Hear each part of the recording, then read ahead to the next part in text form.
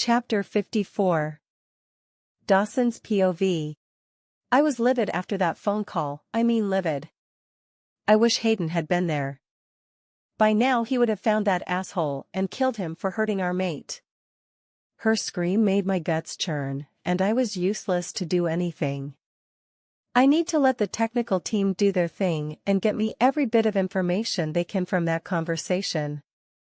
If we don't get her back, I will tear this world apart, but right now I need to be hopeful, so I am going to go spend some time with my kids, hoping they will calm down. I am trying my best to bond with them, but it's difficult, especially under the circumstances. Max is the big strong brother who questions everything. Jax is the playful, helpful brother who is quite accepting, and Eden is the baby. She's an emotional one and the boys just look after her. Any future boyfriends had better be aware of those two, never mind her dad's. Nathan came and joined us for a period, hoping to take his mind off things. You can see how Eden has him wrapped around her little finger. When she asked if we could take her home for her mom's teddy bear, he was the first one who wanted to make her happy. But then it hit home to me how much time they have spent cooped up in this hospital, in their mom's working environment. Evie agreed to let us take them home for a few belongings, but wanted them back for their meal. They aren't eating much and need to keep their strength up. She felt that we all needed to be under the same roof. If Summer was found, the kids would want to know straight away. The teddy bear was a good idea as well, as it was special to all of them. I didn't ask why. Me and Nathan were sick with worry about Summer. But we had the kids to distract us. They guided us to their house. As soon as the door was opened, her scent hit me. I fell to my knees distressed. I had lost her twice, not once but twice, and this time I may never get her back. It was Max that brought me out of my slump. If you can't be strong for yourself, you have to be strong for them. Gesturing to Jackson and Eden. It was at that moment I realized that my boy had been hiding all his pain and suffering for the sake of his siblings, and here I am acting all pathetic in front of them. How could he respect me if I was acting like that? I am the one who should be supporting them, not the other way around. I am an adult king, not a lost child. I should be ashamed of myself.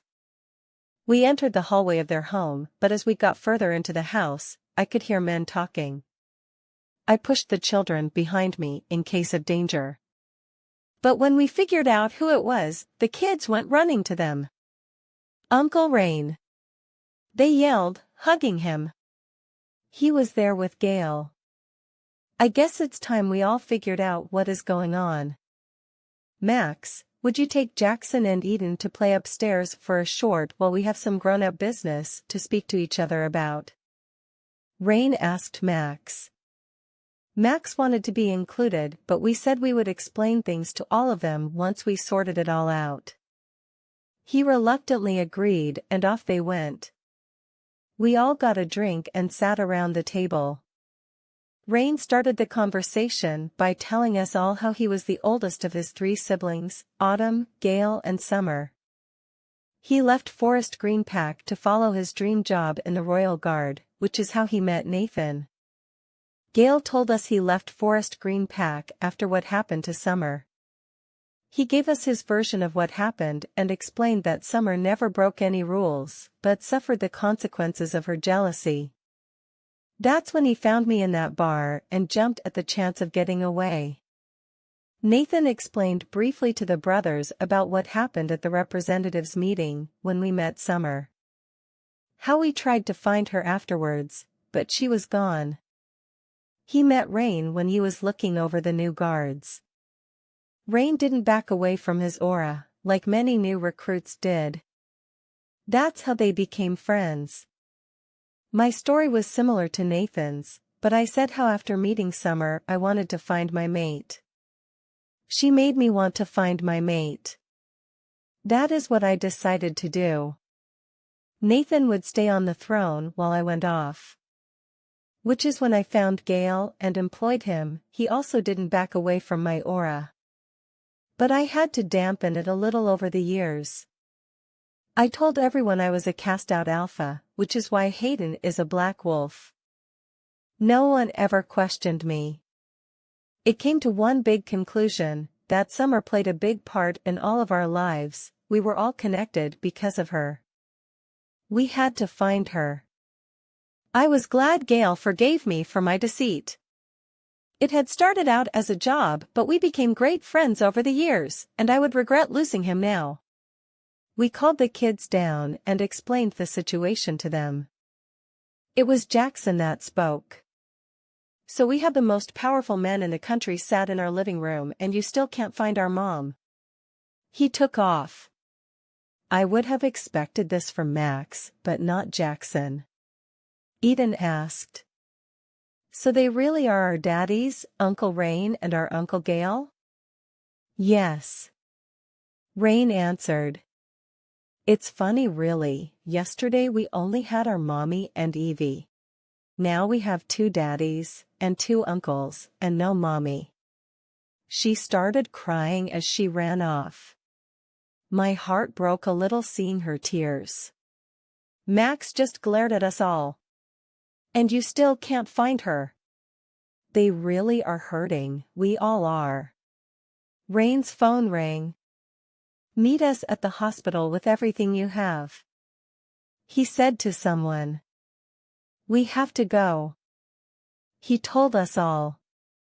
The kids grabbed a few things and we all headed back, slowly. Evie and our mom took the kids from us while we met with the technical team. They had broken down the phone conversation. There wasn't much in the background noises, but there was definitely the sound of running water and what? I asked. The buzzing sound followed by Summer screaming. We think she was being electrocuted. I flung the table aside and grabbed the tech guy by the collar. She is what? Nathan grabbed me. He is telling you what he knows, he didn't do it. Now let him go. She is somewhere near running water. Finding out where that could be the key to finding her. It will be longer in vehicles. This blue moon needs to hurry up and end. It has been the longest 24 hours of my life and we still had no information. I planned on going out and punching something, when I heard the most horrific screaming imaginable. I think it pierced my soul, it was so loud and harrowing. We all ran to where it was coming from, the screaming didn't stop when we got there. Mom cradled a screaming Eden who was holding her leg with one hand and her teddy with another. Jackson is shivering on the floor in the fetal position and Max having seizure after seizure next to him on the floor. What's going on? I screamed at my mom over a screaming Eden. They fell asleep together and then started acting like this. Was all I could make out from what she was saying. I ran and grabbed Eden off my mom, who was struggling to hold her. I picked her up her bridal style and she was grabbing her thighs so tightly. As I lifted her up, she dropped the bear and then everything just stopped. Eden screaming, the boys shaking. It just all stopped like nothing had happened. But something definitely happened. Chapter 55. Nathan's POV. I'm surprised the screaming didn't shatter the windows, it was that ear-piercing. Everyone seemed to be able to hear it in the hospital canteen. I ran into the room after Dawson. He went directly to Eden. Evie was with Max holding a pillow under his head, trying not to let him hit it too hard on the floor. Rain grabbed a blanket and was holding Jackson close to him for warmth. I don't know what was happening, but I could only watch as my children were suffering. I don't even know what they were suffering from, it was just so extreme. Dawson picked Eden up, to cradle her. I watched the teddy bear she was holding fell into the lap of my mom. They all stopped at the same time. They stood up and started frantically looking around the room for something. Whatever just happened was connected to that teddy bear. Evie, what is it about this teddy bear that is special? She thought for a second. Inside the bear, Summer placed a card for all of them. It had their fingerprints on it as well as hair and blood samples. She always said it was their DNA bear? The bear has some blood of Summer's in it? Mom asked. Yes. Evie replied. Mom looked like she was reliving a memory. Eden was holding the bear when she went to sleep and the boys were hugging her. She jumped up and grabbed Eden by the shoulders. Eden, did you see anything? She started nodding. I need paper and crayons before I forget. We're looking, Eden, we're looking. Max said while the boys were trashing the place, looking for something. Gail came running back in with markers, but no paper. Use the walls. Dawson yelled. We expected Eden to start doing something, but they all grabbed a marker pen and started drawing anywhere they could reach. They all seemed to know what they were drawing when they finished what they were drawing individually. They went to a larger blank wall. Where Max drew a big circle, Eden then drew a slightly smaller circle inside of it. Before Jackson drew some lines connecting the circles. It made it look a little like a clock. But it had some wavy lines at the bottom of it. When they finished, they went to a sofa, curled up and cried. I looked at their pictures. Max had drawn what looked like a man's shaver, but with small lightning bolts coming off it. Jackson had drawn a bucket and Eden had drawn a knife. I am going to let you all kill them when we find them, were the words my passive mother said. What was she seeing that I wasn't? I looked at her confused and she knew it. Jackson drew a bucket and was on the floor shivering. Max was on the floor seizing. As if he was being electrocuted. I finished her sentence as I looked at his picture.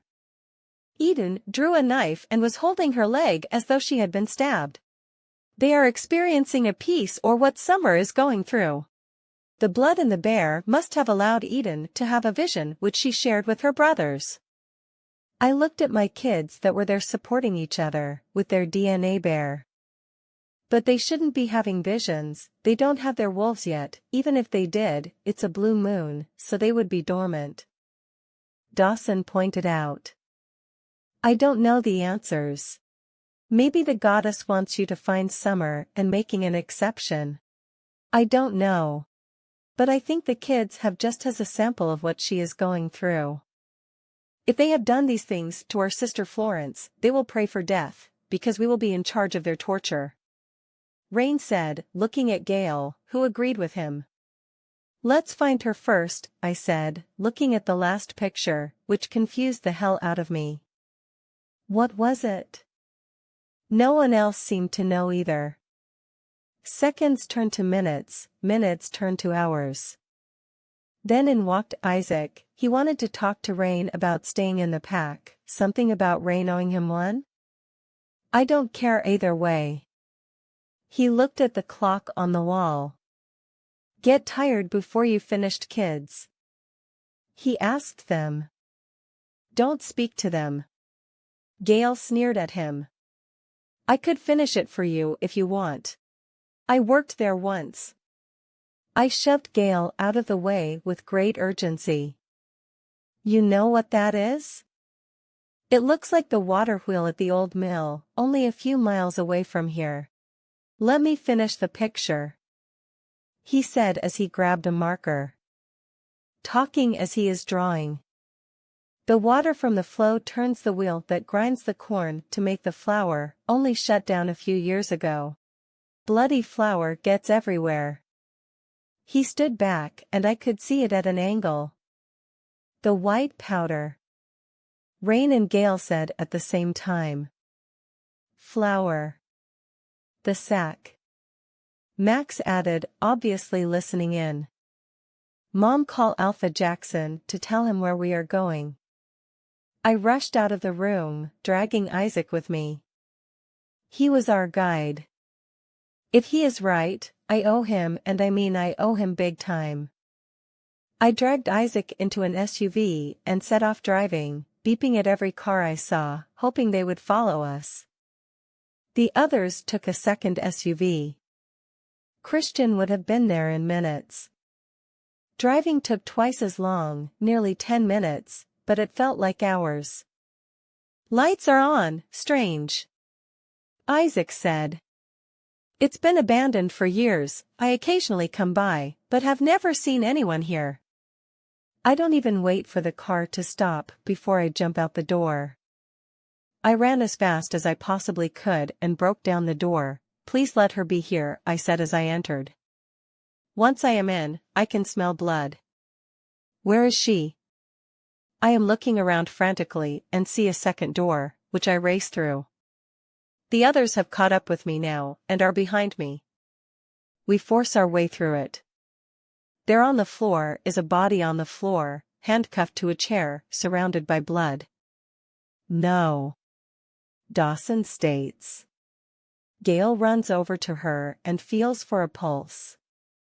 "She's alive, it's faint but it's there. We need to get her back to the hospital now. I don't know if it will work, but we have to try." "What?" Rain asks.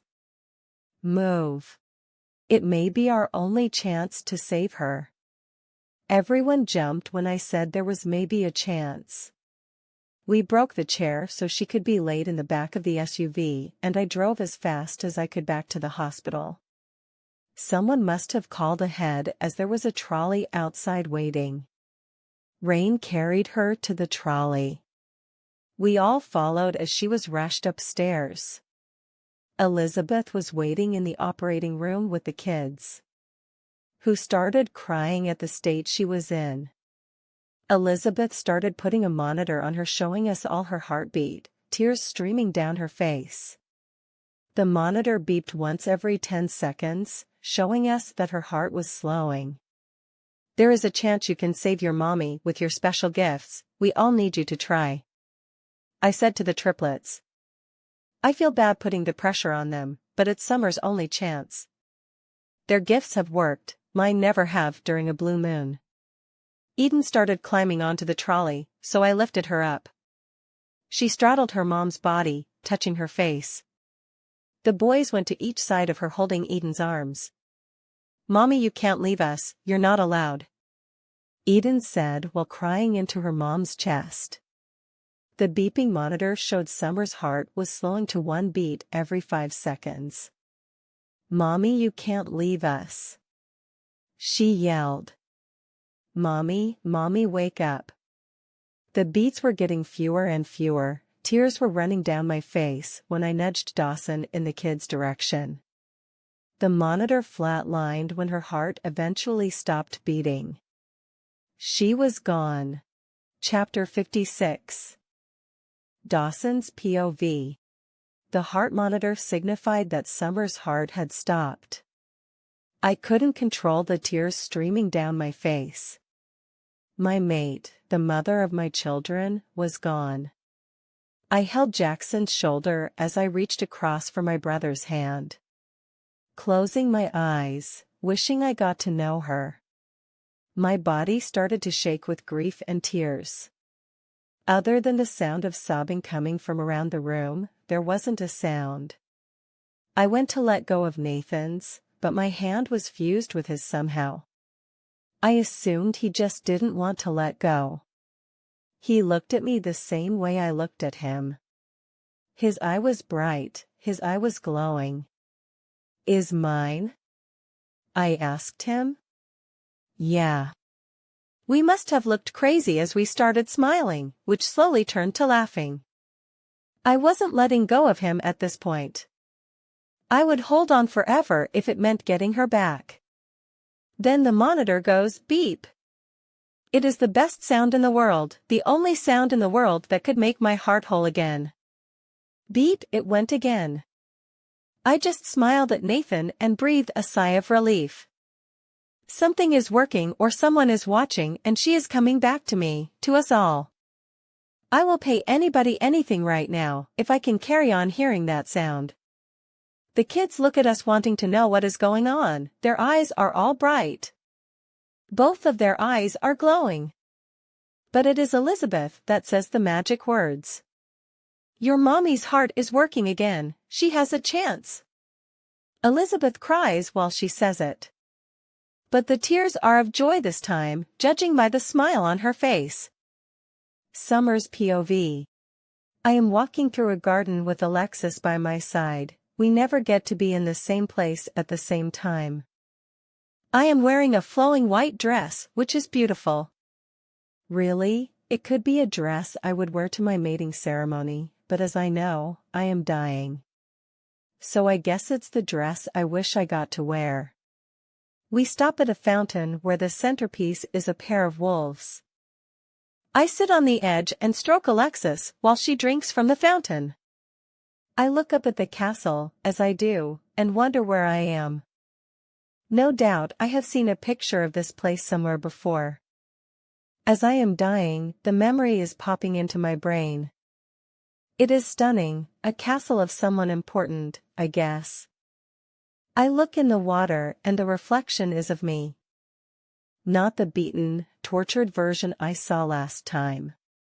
But of me as I usually am. I think I have aged well for a woman that has raised 3 children without a mate. A woman in a flowing blue dress and long dark hair comes and sits beside me. Hello. She says. Hi. I'm Steph, I help Celine. She said while stroking Alexis. She wanted to be here, but she is busy helping a family she oversees.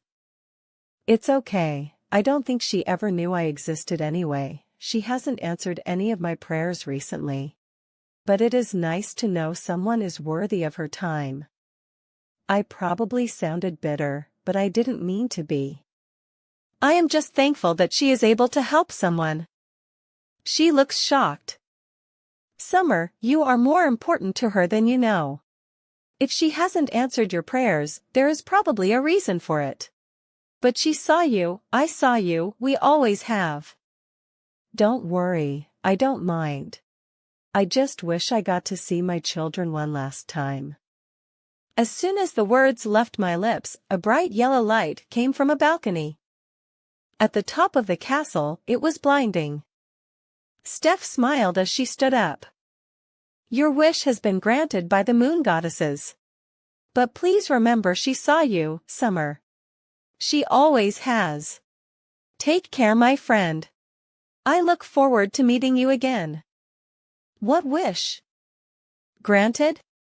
What is she going on about? The light carried on getting brighter, then I couldn't see anything but darkness. Alexis, are you there? I called out.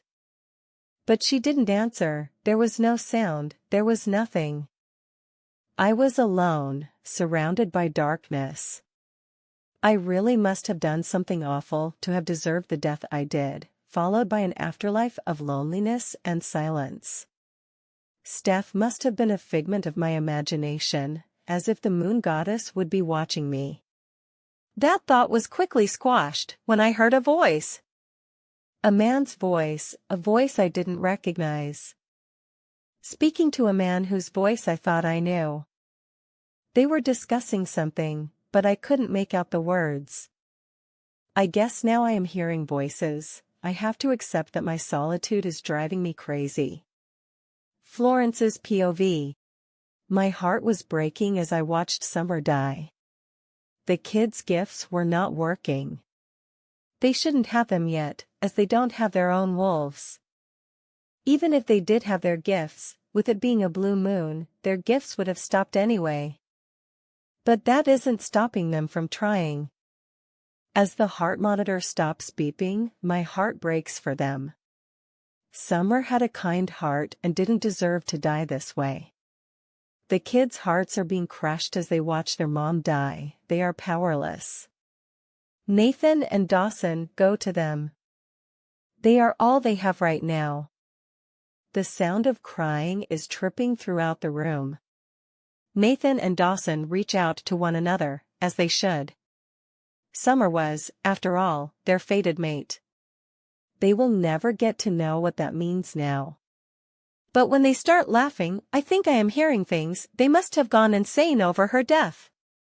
It's then I saw the miracle of Celine. Their eyes are bright, the heart monitor beeps. Thank you, goddess, is all I can think of. Thank you for returning her, they need her. All of them. Chapter 57.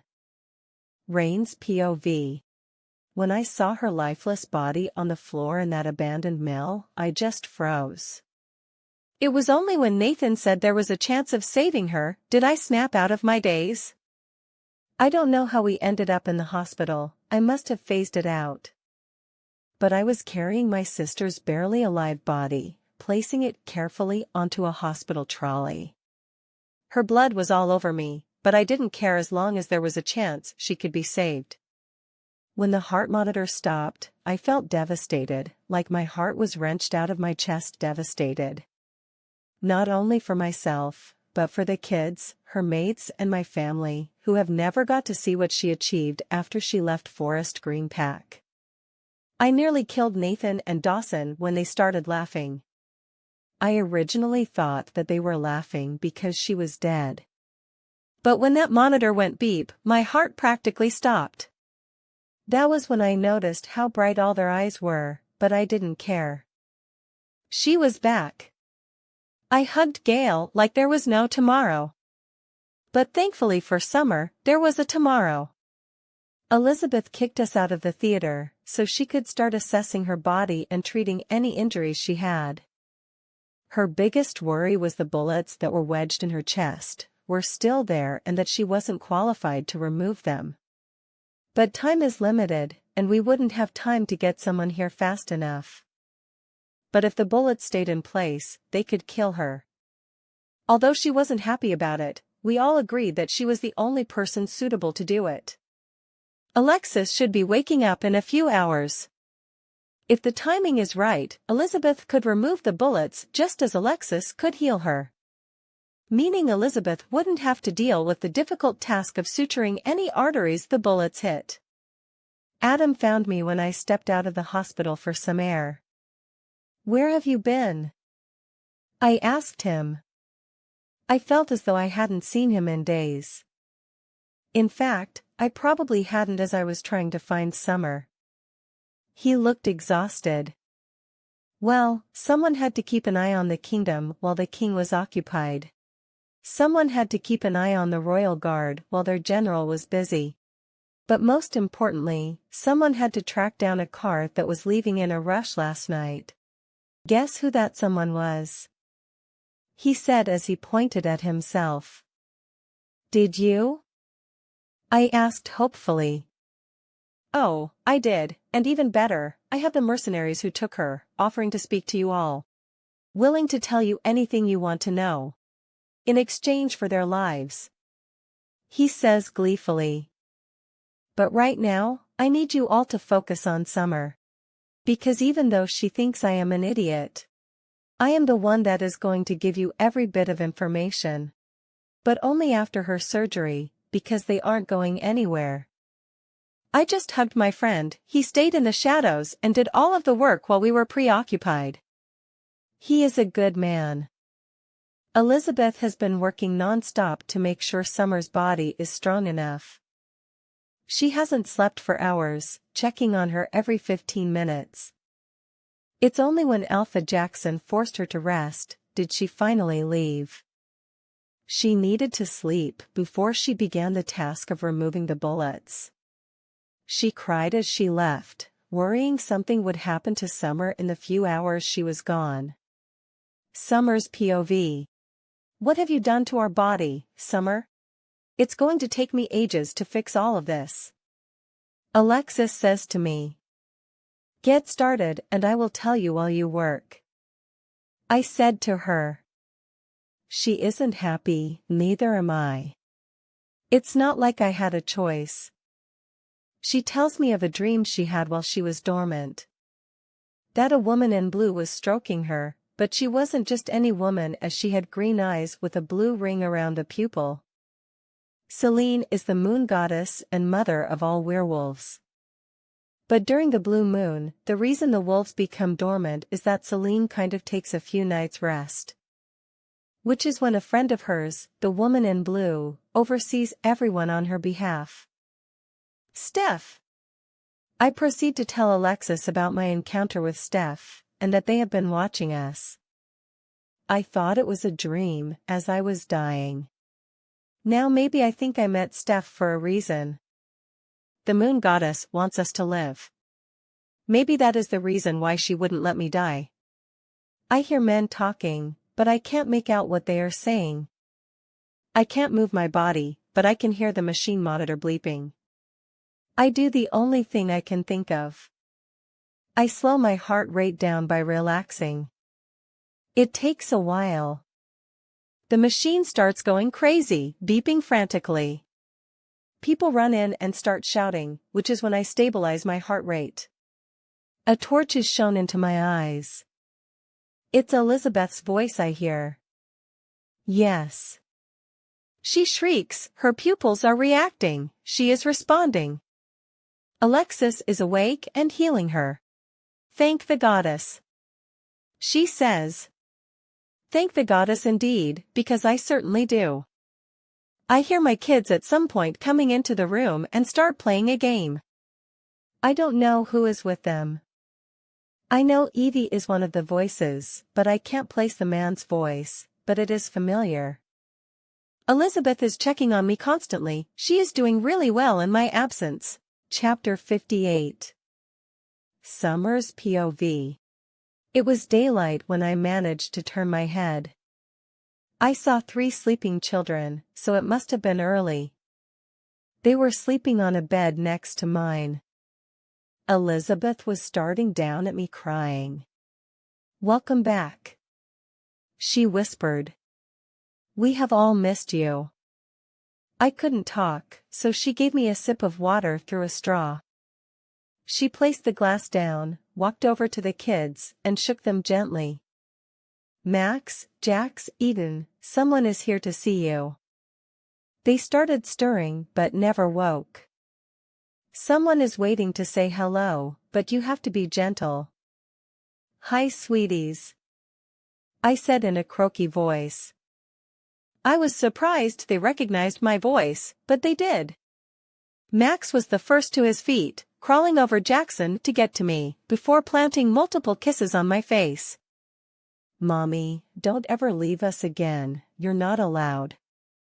Jackson hugged my chest, crying. My mommy. Eden just cried. I guess she didn't know what to say. I did though. Come here, baby. Elizabeth lifted her to my side. I still couldn't move. All the kids just held me and cried. I just cried that the goddess granted me my final wish. But I was worried I was going to die any second now that I had seen them. Elizabeth was raising the head of the bed electronically when a man burst in through the door. He was frantic. It was Nathan, the king. I was glad to see he recovered. Mate, our mate. Alexis said gleefully. He can't be Alexis, he was unconscious when we met our mate on the cliff. Mate. She repeated. That doesn't make sense. How could he be our mate, Alexis? I don't know, but he is our mate. She stated firmly. I don't know what was going on, but he slowly walked over to me and started stroking my hair, kissing my forehead. Before looking into my eyes, saying, Mate. He was smiling at me, he appeared happy that I was his mate. I was happy he was mine, but I worried in that second about the kids. He may not accept them. They weren't his. He is the Wolf King.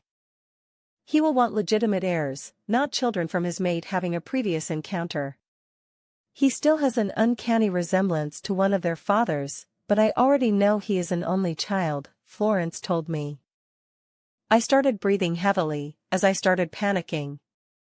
Calm down, Summer, Elizabeth said, getting concerned. Then another man came running. He was identical to Nathan. I seriously didn't know what was going on. Mate, Alexis told me. What was going on? My heart rate just started getting faster. I started panicking so much, worrying about my kids' safety. I started hyperventilating, then everything went black. Gail's POV. It had been 2 days since the blue moon. Summer still hadn't woken up, but was on the mend. I had been spending most of my time with Evie, but this morning I went for an early run with Dawson. We were sitting in the hospital canteen when he got up and ran off. A pretty young girl brought our food over. Her name tag read, Sashton. I thanked her and she asked where he had gone. I honestly don't know. I told her. She placed our food on the table. He's probably gone to the doctor. I mean, we all want to be there, but we know our place. What do you mean? I asked her. Elizabeth sent the message out on a Mind link. The doctor is important to all of us. I was on the brink of panicking. Was it something bad? Did Dawson take off at the news? I was about to follow when she finished her sentence. She woke up. I jumped up and grabbed her by the shoulders. What did you say? I need her to repeat it. The doctor. She smiled. The doctor woke up. I don't know what happened, I was just so overwhelmed. I kissed her with happiness. Then I remembered I had a mate. Evie was going to kill me. Oh, my goddess, I am so sorry, I am just so happy, I said, apologizing. She looked at me and smiled. Anytime. I let her go and ran off to Summer's room. When I got there, she wasn't awake though. Elizabeth was shaking her, trying to wake her up. All of you out, take the kids. I think she was just a bit overwhelmed. Great, I missed out on seeing her again. Is Rain around? Elizabeth asked. It's just a suggestion, but he may be the best person to explain everything to her when she comes around. They spent a lot of time together before the king got to town. There is a lot for her to process, and she may need a familiar face to explain it all to her. She was making sense, but I couldn't help but be jealous of my big brother right then. But I suppose her mates were feeling worse. But I have waited this long to see her. A little longer wouldn't hurt. I took the kids to find Evie. I have something to confess to her, after all. Of all the places she would have been, she was in the canteen. The kids were ecstatically telling her what. She was so happy Summer had woken up. But she was giving me a death glare. Anything you want to tell me, Gail? She asked. Oh crap, she knows. Yeah, I do, and please let me finish before I get knocked out. I felt so guilty. I seriously thought I was in serious trouble when she started laughing at me. Here I was there pouring my heart out to her that I kissed another woman, and here she was laughing at me? Sashton is my cousin. She told me everything. I just wanted to check you would though. She hugged me. I would kiss you. But I am not touching those lips until you have had a wash.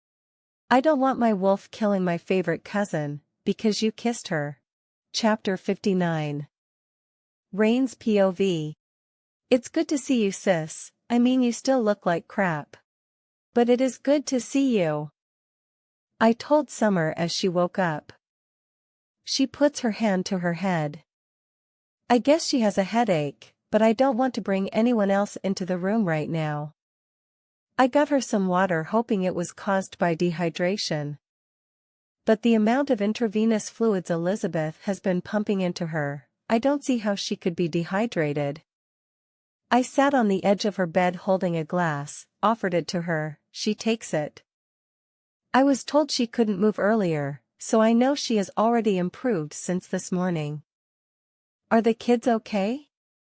She asks me with a worried look on her face. They are with Evie and her mate, so you know they are safe. I thought I would start off with some small news. She smiles. Mate? Yes, mate. He came to town with a friend of his.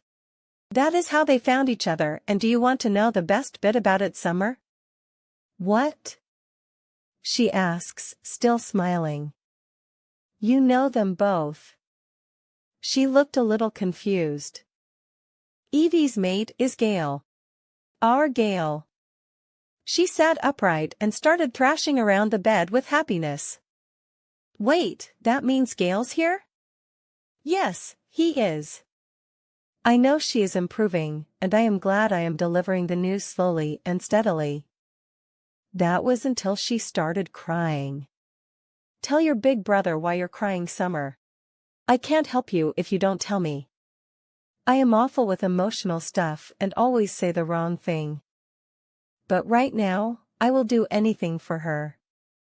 Earlier, I saw the king, Nathan. Alexis told me he was my mate. She was sobbing again. What if he hurts the kids?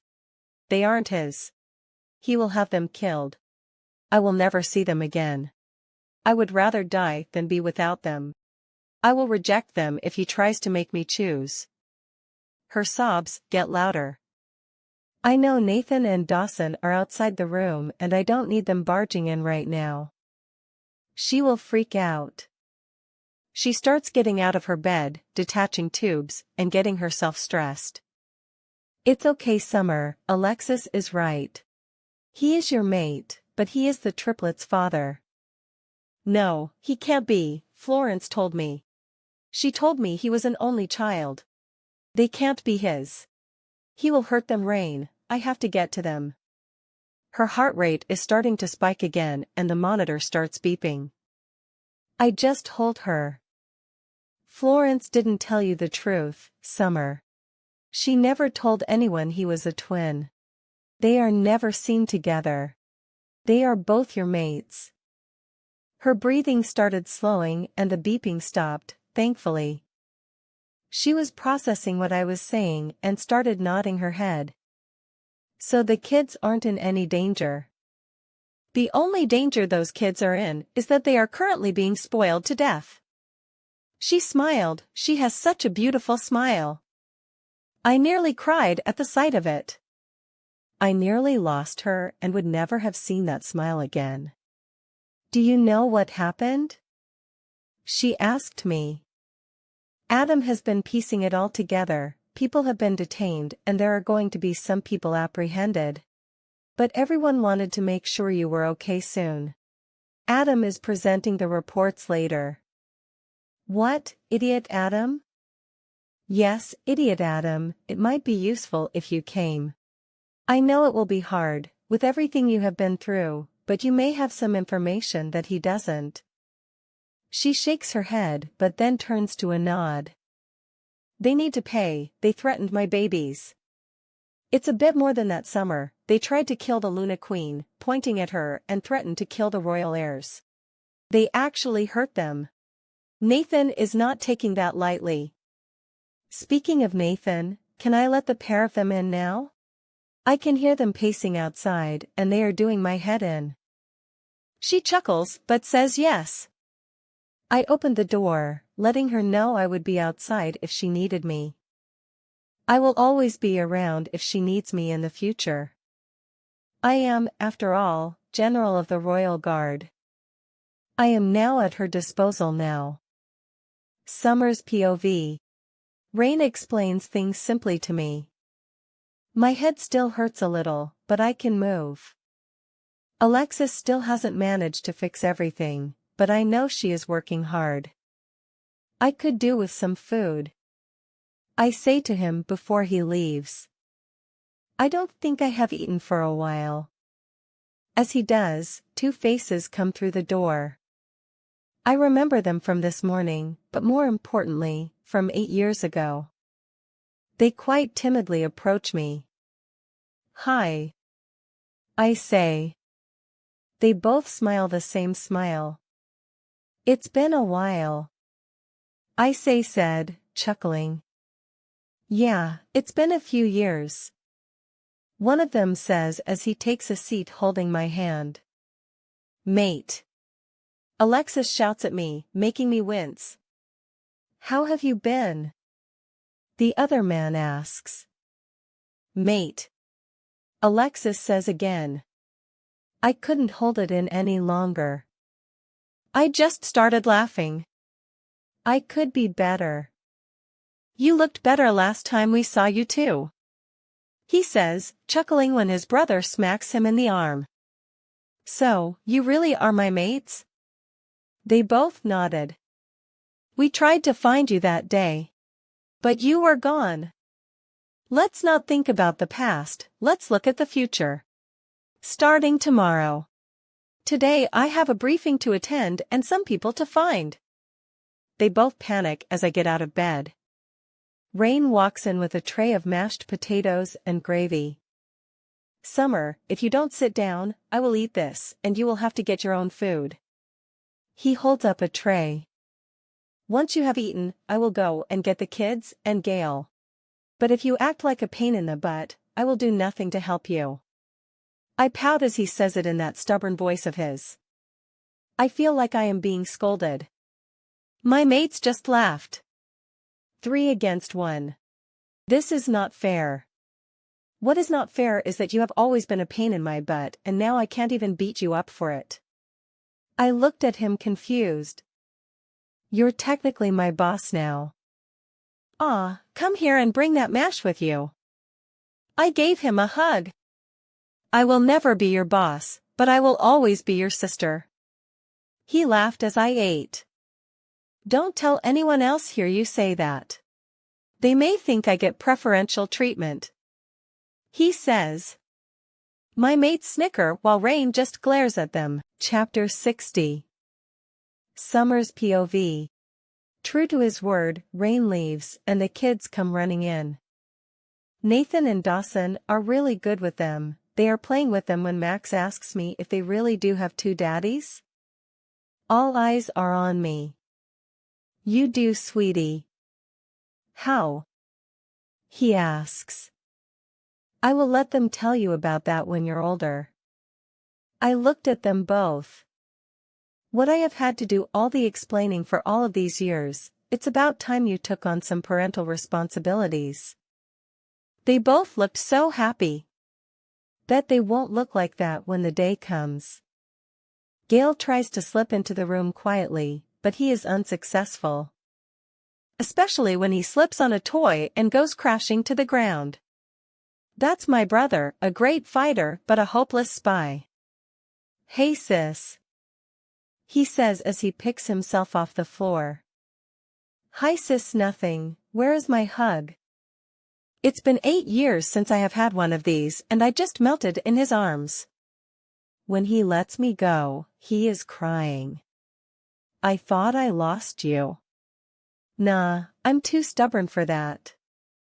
Trying to make light of the situation. But really, I know he is right, especially when I was begging the goddess for death. We chatted for a while, he was telling me all about his adventures with Dawson.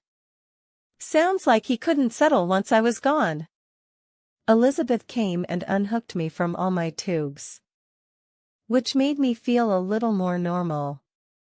She was about to give me a speech about taking it easy, but I stopped her, reminding her that I was the doctor, and she wasn't.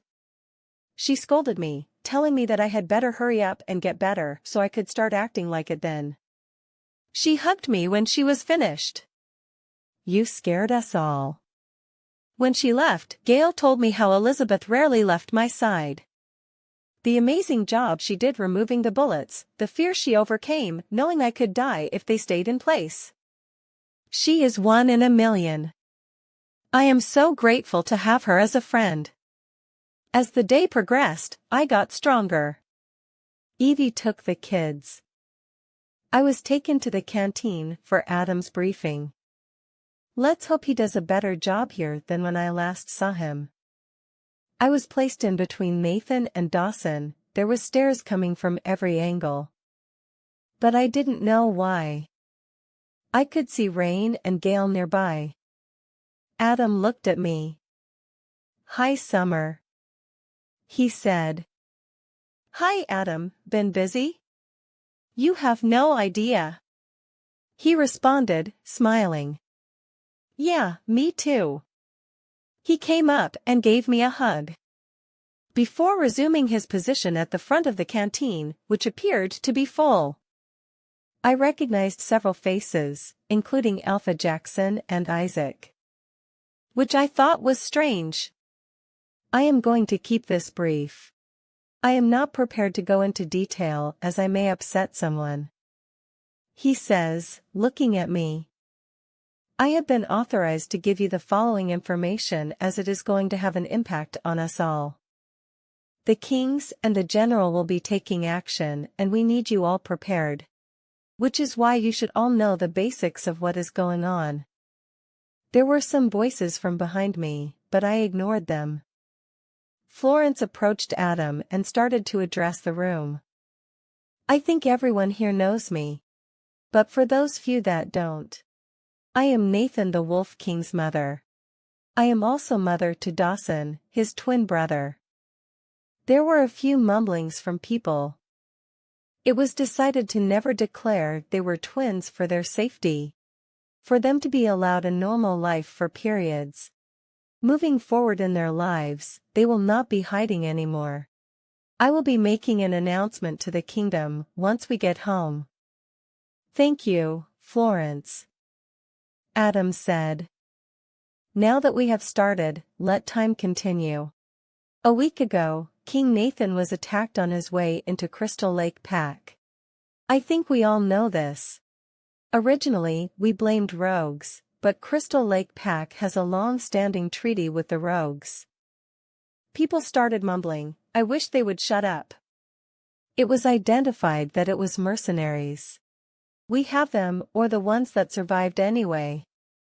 He said with a smirk. The king, however, was not the intended target, Dr. Summer Blackwood was. His attack was to act as a distraction. That is ridiculous, the doctor never hurt anyone. Isaac shouted from his corner. The doctor and her children were taken within a day of the attack, by the mercenaries. The children were released, but not before being hurt. I am glad some of them didn't survive hearing how they hurt my kids. Dr. Blackwood was taken and beaten. Before she was handed over to some people, where she was stripped of her dignity, tortured and left for dead. I started sobbing, remembering some of the events that had happened. We can leave if you want, Summer.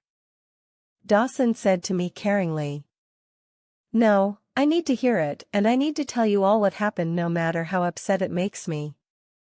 Alexis was going crazy hearing about not only what happened to me but the kids and our mate. We followed a car that was racing out of town the night she was found. It was abandoned, but we have DNA evidence that the people who orchestrated it will be brought to justice for what they have done to her.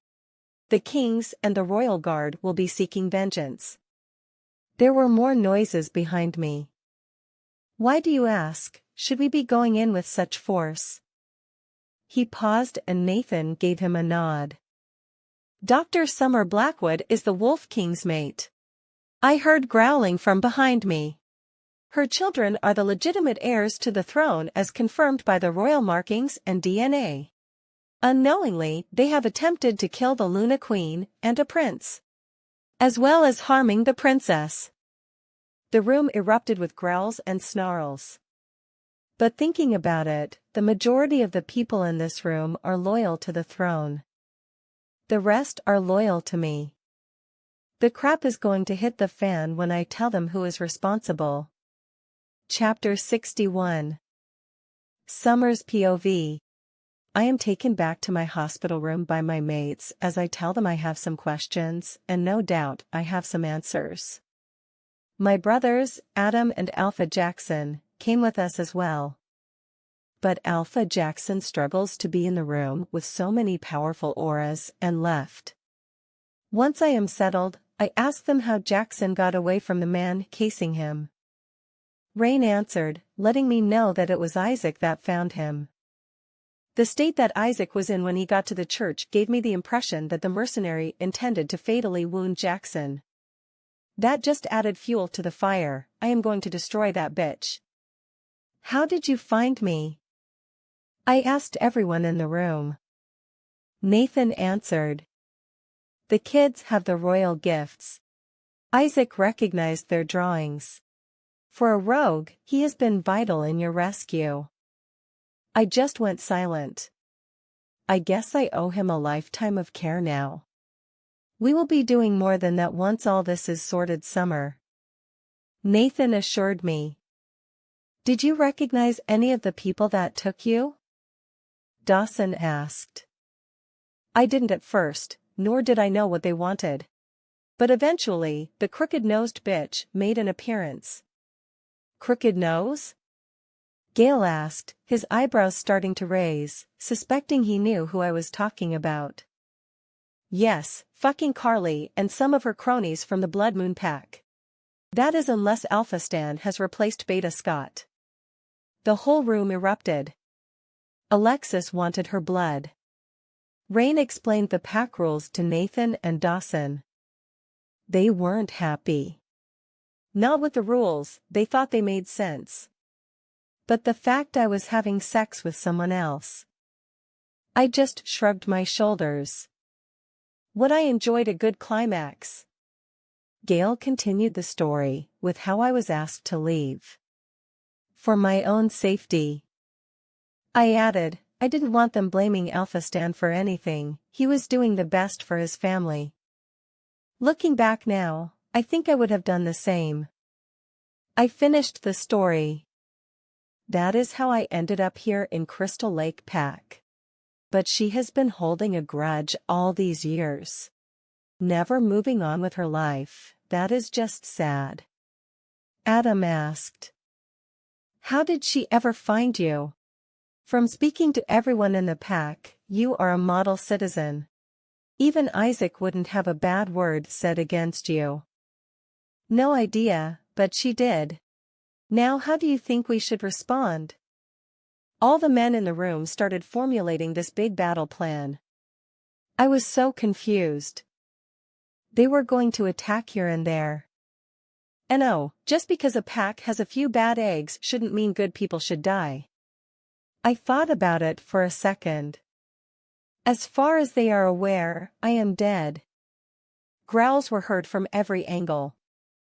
I want Nathan, Rain, Adam and the Royal Guard to go to the Blood Moon Pack. Apprehend the Beta Vincent and anyone else we know was involved or sanctioned this behavior. There were 2 others, maybe the mercenaries you have can tell you more. As far as they will be aware, everything should be an assumption at that stage. I am going to go to Forest Green Pack with Dawson and Gale. They all laugh, you're not going anywhere, Summer. But it was Rain that actually said it.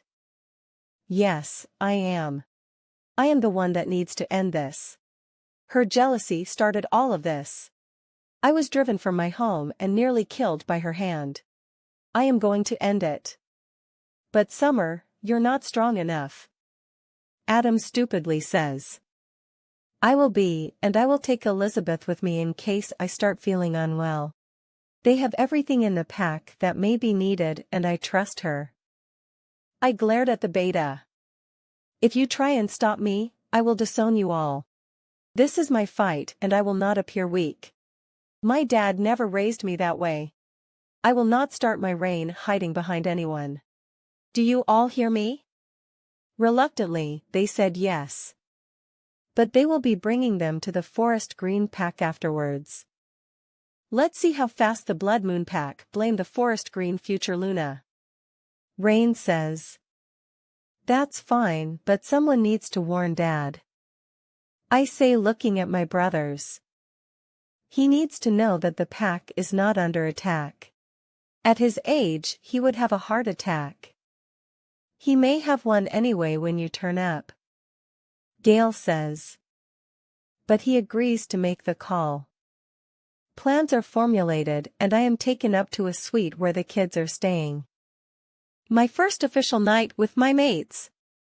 In most cases, this would be the night I would be marked as well as mated. But we have 3 children who don't want to leave their mommy now that she is better. Mommy, can we sleep in the den we built? Jackson asked. It's a small ask and means I get some time with my guys. Sure, Jackson, do you want to watch a movie and snacks in there as well? The kids jumped around ecstatically. Yeah. Mommy, will you and Daddy sleep with us as well? Eden asked. Well, Mommy and Daddy's wanted some adult time. Oh, I just thought we could have had a full family sleepover. We have never had one before 'cause we have never had a daddy. Her face dropped. It was Nathan that caved first, but I don't think Dawson would have been far behind him. Of course, we can, Princess, anytime you want. We have so much to catch up on. I just stared at them. You both realize she has you wrapped around her little finger? They just shrugged. And? Nothing, you just wait. Wait and see. That evening we watched movies, played games and ate snacks. It was such a great night. I hope it will be like this forever. Well, after I have had some closure.